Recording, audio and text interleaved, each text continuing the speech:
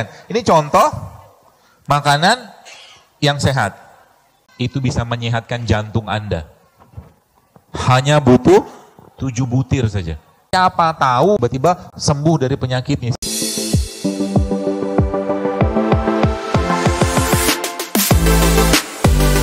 Tuh, ya. Contoh misalkan, ini kacang almond. Kacang almond ini memang harganya 1 kilo bisa 200-300 ribu. 1 kilonya. Tapi kalau memang kita pengen, minta aja sama Allah, ya Allah pengen kacang almond. Ngomong sama Allah, nanti Allah kan mudahkan rezeki kita. Ya, kayak malam ini misalkan. Siapa yang pengen kacang almond malam ini? Bapak mau? Belilah Pak. Nah boleh bagi-bagi ya. Nah dibuka. Nah ini juga dari Green Smoothies juga nih. Mereka juga punya produk ini. Ya, nanti Bapak Ibu bisa cain. Bapak Ibu, percaya tidak percaya? Ya harus percaya sih. Kacang almond kayak begini bukanya gimana ya? Tuh dibuka. Kacang almond kayak begitu Bapak Ibu, itu Masya Allah, 7 butir kacang almond yang Anda makan tiap hari, itu bisa menyehatkan jantung Anda. Hanya butuh 7 butir saja. Ya. Subhanallah ya. Terus apa lagi? Ini contoh ya. Nih. Itu dapat snack ya? Alhamdulillah. Makan aja. Bagaimana cara makannya? Tidak apa-apa. Ada orang mau sedekah makanan begitu, Anda makan aja. Di depan makanan jangan dicela. Mau makan silakan. Tidak makan gak usah dicela. Ya. Jadi kan dapat snack tuh. Ya makan aja. Paling set itu apanya? Cabenya. Enzimnya itu. Ya, makan cabenya. Kau udah sering makan risol. Ya. Nih, kali-kali makan kacang almond. Dahsyatnya kacang-kacangan, ya. Nah, dia kalau diolah jadi susu. Susu almond. Ya, nanti kalau bikin kopinya bisa pakai susu almond. Kalau seandainya, dokter, saya belum ada ini anggaran nih, beli susu almond, gampang pakai susu kelapa. Susunya dari santan, juga bisa, insya Allah. Ya, jadi banyak sekali pilihan buat sekalian ya. Ini nggak tahu nih, cara makannya gimana? Oh ada, alhamdulillah. Ibu-ibu mau? Nanya aja. Kawal sekali-kali. Nih ya, ada sendoknya, silakan dicicipi. Nanti kalau enak, tinggal main ke Green Smoothies. Ya, saya maunya kasih ibu-ibu deh Pak. Udah ibu-ibu, kasih sendoknya aja kalau gitu. Saya maunya Bu sekalian, semakin nanti banyak warung atau restoran-restoran sehat. Karena apa? Karena itu salah satu cikal bakal kita membangun peradaban sehat. Banyak yang bikin penganan sehat, minuman sehat, makanan sehat, restoran sehat. Ya, ambil peluang itu Bu sekalian. Dia termasuk ya kayak begini ya. Ini buat smoothies ya. Nah, ini juga nih. Ini isinya apa aja nih? Ada pisang sama apel. Nah, ini pisang sama apel, tapi pisangnya dibekuin. Nah, pisang dibekuin Bu sekalian, kan kalau nggak ada apel, modal pisang sama pepaya juga jadi. Anda bekuin, maka jadi smoothies namanya. Coba dibikin. Nah, kita lihat ya. Nanti habis itu saya ajarin bagaimana cara mengubah makanan itu tetap bergizi tapi tetap sehat ya. Ini blender. Kalau ada yang nanya.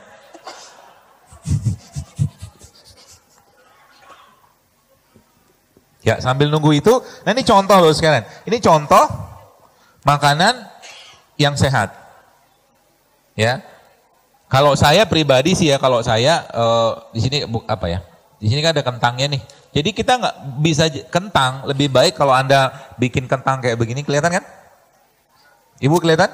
Ini kan kalau bahasa kita perdel tapi nggak digoreng. Kentang dihancur-hancurin ya. Kemudian ditumbuk-tumbuk itu. Kalau masak kentang, bikin kentang usahakan sama kulitnya. Jadi kulit kentang tuh justru malah jangan dibuang. Ya, cuci baik-baik lalu dihancur-hancurkan, bikin kayak begini. Ini jadi sumber karbohidrat yang sehat insya Allah.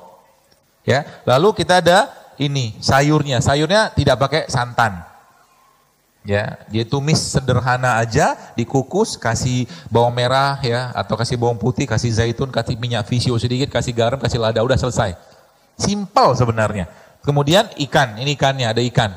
Ikannya bisa Anda goreng ya. Kalau goreng usahakan pakai goreng minyak yang minyak sehat seperti minyak VCO, tapi kalau saya kadang-kadang tidak saya goreng ya. Saya lebih memilih untuk dikukus.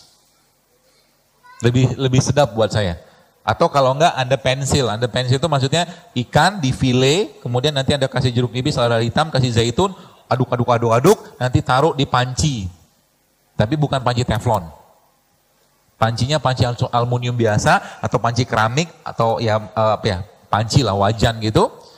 Masak di situ sampai matang. Itu udah jadi. Tambahkan dengan kayak beginian. Ada bawang putih, ya ada serai segala macam, cukup untuk membuat makanan ini menjadi makanan yang sehat dan berkualitas. Tetap enak. Simpel kan? Simpel. Nggak ada minyaknya, nggak ada gulanya, nggak ada nasi putihnya, ya nggak ada tepungnya. Ya, alhamdulillah. Jadi mudah Bapak sekalian.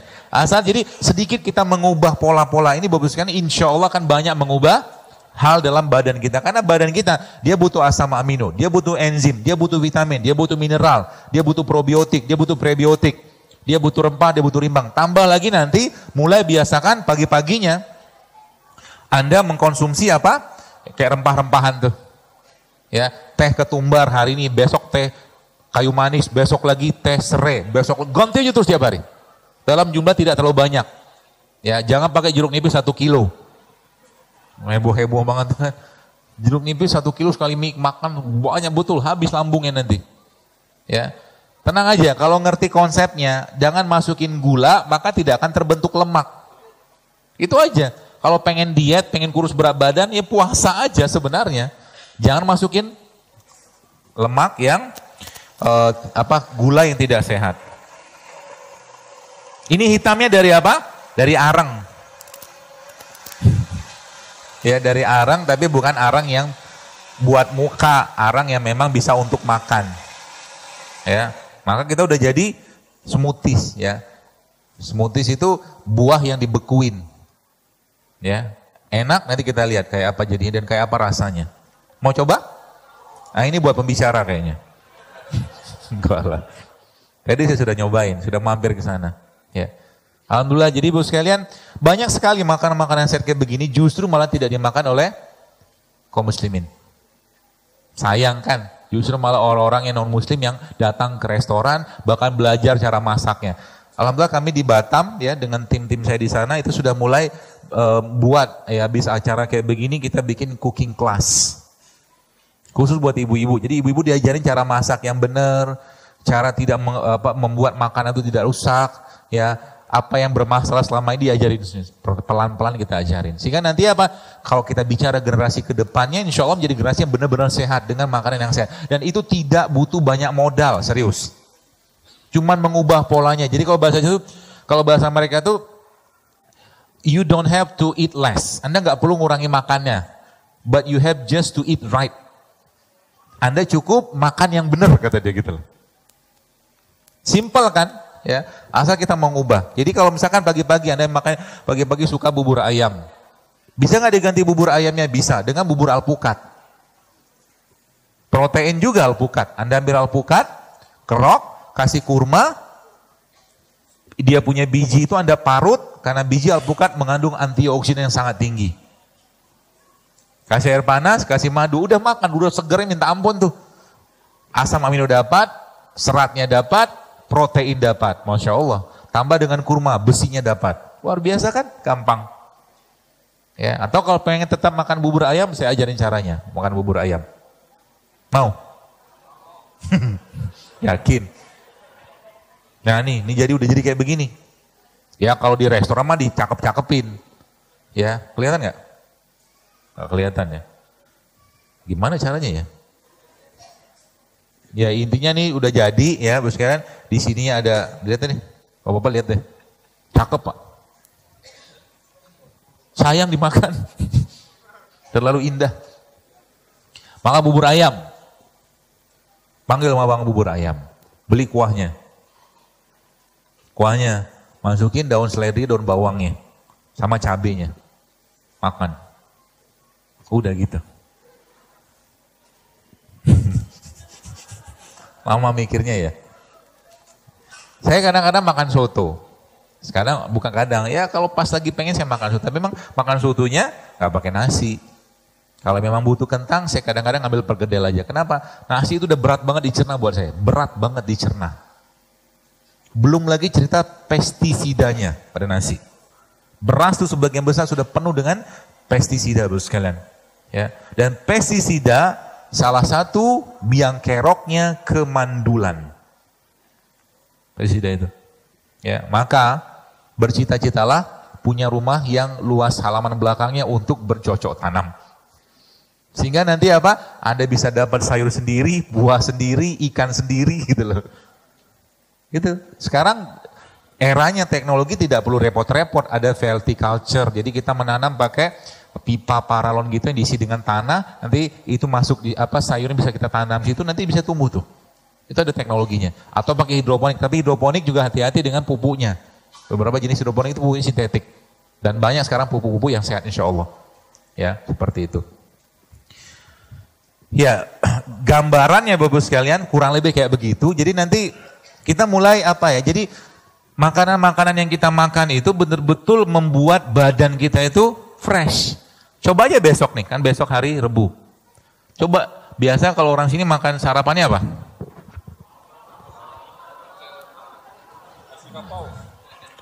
Lontong. Sekarang saya tanya, lontong sehat nggak? Susah dia jawabnya. Berat hatiku dok. Gak apa-apa Bu sekalian. Kita bukan meninggalkan itu. Sekali-sekali silakan makan. Tapi yang saya inginkan adalah kita menciptakan kebiasaan yang sehat lebih banyak gitu loh. Ini makan sayur jarang, buah jarang, air putih jarang, olahraga jarang, puasa jarang. Gimana mau sehat? Tiap hari isinya nasi, minyak, tepung, gula. Begitu terus tiap hari masuk ke badannya. Gimana mau sehat? Ya kalau saya katakan udah siap dengan penyakit kalau kayak begitu. Ya. Nasi padang katakanlah boleh makan, nggak masalah, tapi ingat Anda harus bakar kalorinya.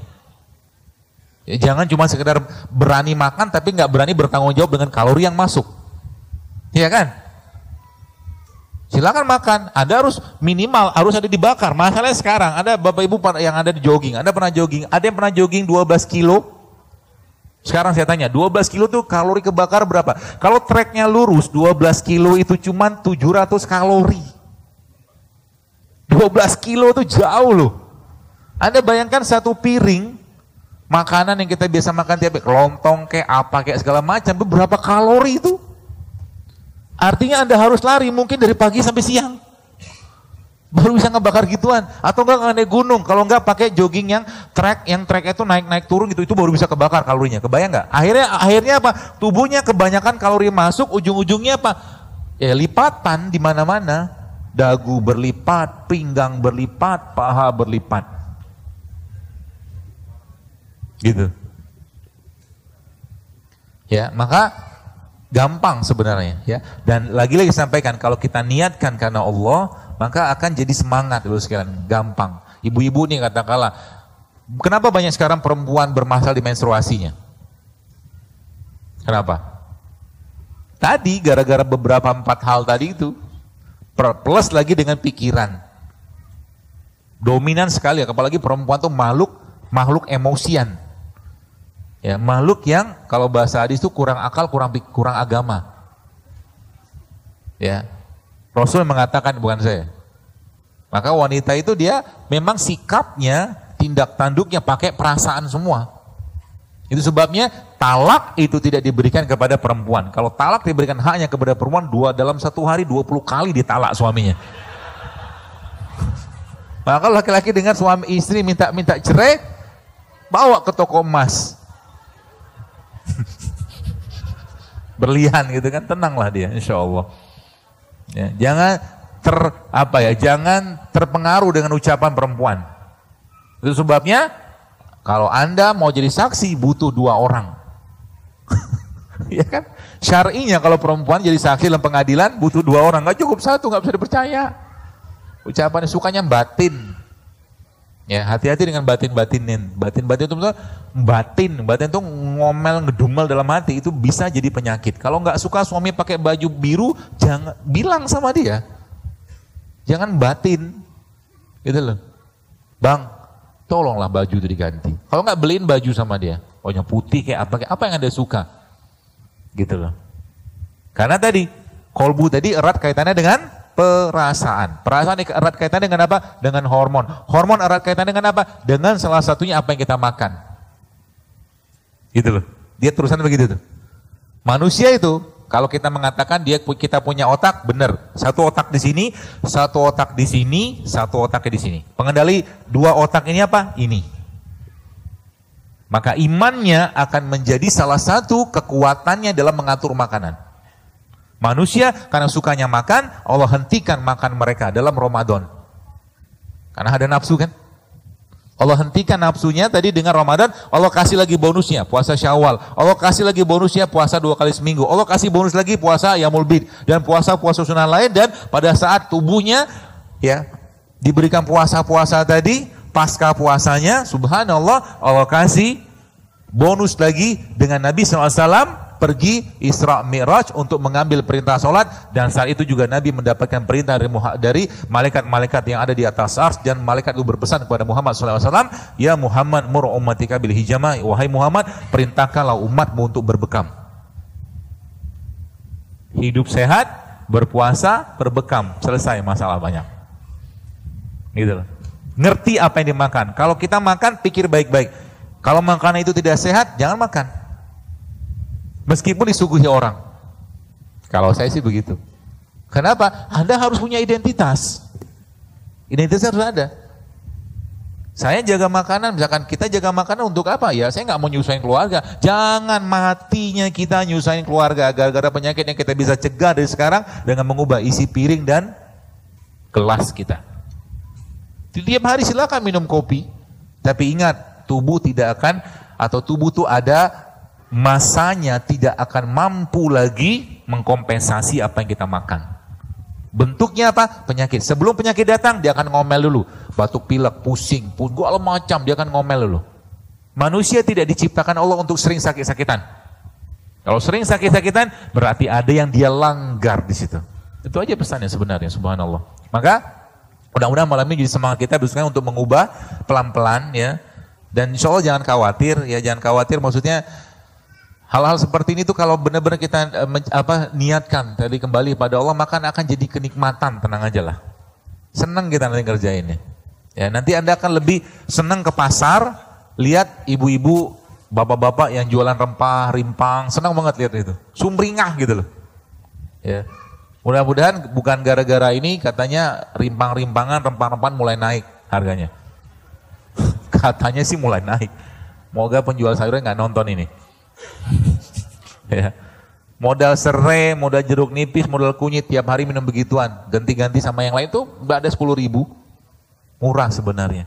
Maka jadilah warga Indonesia atau rakyat Indonesia atau hamba Allah yang diciptakan Allah di bumi Indonesia ini yang bersyukur dengan dua hal ini. Allah menciptakan rempah dan rimpang untuk negeri kita ini, Ibu sekalian. Allah tidak menciptakan kurma di sini, tapi Allah menciptakan rempah dan rimpang lebih banyak daripada negara-negara lain. Maka manfaatnya itu baik-baik. Dengan 350 tahun Belanda menjajah kita, yang dijajah rempahnya. Kalau Belanda datang sekarang ke Indonesia mau jajah lagi nggak mau. Kenapa? Udah nggak subur tanah ente. Gitu loh maksudnya. Ya udah nggak subur lagi. Gimana mau subur? Rakyatnya tontonan nggak sehat, makanan nggak sehat, minuman nggak sehat, gaul sama orang nggak sehat. Jadi kalau teman-teman kalau sudah mulai hijrah lagi heboh-heboh sekarang itu, termasuk juga cari teman yang hijrah dalam urusan makanan. Gitu, cari. Maka kita butuh nanti ya tempat-tempat nongkrong yang enak, yang sehat gitu kan. Atau Anda juga bikin tuh peluang-peluang usaha. Ya, mudah-mudahan nanti kalau ada kajian-kajian lagi ke depan, mungkin siapapun yang ngisi ada bazar-bazar sehatnya. Bahkan nanti kita lagi berpikir nih, bukan lagi sudah siap. Kita lagi bikin nanti jilbab dari bambu. Dari daun bambu, dari bambu bisa dibikin sebenarnya. Insya Allah bisa. Ya. Jadi semakin healthy semua, dan bagi bapak ibu yang misalkan Anda makan atau minum misalkan pakai sedotan, jangan pakai sedotan lagi. Minum merek kelapa, ya minum aja langsung. Sedotan kalau perlu, jangan cari sedotan, kan bambu bisa jadi sedotan tuh. Atau jangan yang disposable. Kalau udah plastik kasihan bumi kita Bapak sekalian. Ya, kalau Anda kemana-mana bawa tumbler, jangan suka beli air minum dalam kemasan yang botol-botol, kasihan bumi. Ya, bawa tumbler kemana-mana. Termasuk juga mulai biasakan diusia, tunjukin kepada orang lain. Dalam rangka apa? Dalam rangka kita mendakwahi mereka. Siapa tahu gara-gara Anda bawa kunyit, serai, jeruk nipis, tiba-tiba orang sembuh dari penyakitnya. Siapa tahu? Akhirnya apa itu? Oh, serai, jeruk nipis. Sudah gitu aja ngomongnya. Buat apa? Kesehatan. Lama-lama dia minum kan? Tek gitu. Akhirnya apa? Wah, luar biasa. Banyak orang yang sehat. Jadi mulai sekarang saya pesan kepada Anda, mari kita selain Anda sudah mulai sedikit banyak tahu, sekarang maka jadikan diri kita menjadi duta-duta sehat Islam. Gitu loh. Tunjukkan kepada orang lain, dakwahin orang lain. Karena memang urusan kesehatan ini nggak banyak yang mendakwahkan. Kita berharap pada mungkin dari dokter-dokter, mereka sudah sibuk dengan pekerjaannya. Gimana coba? Dengan obat-obatan. Maka kita bantulah.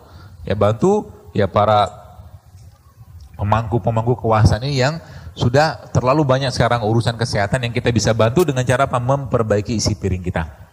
Baik, saya kira mungkin cukup.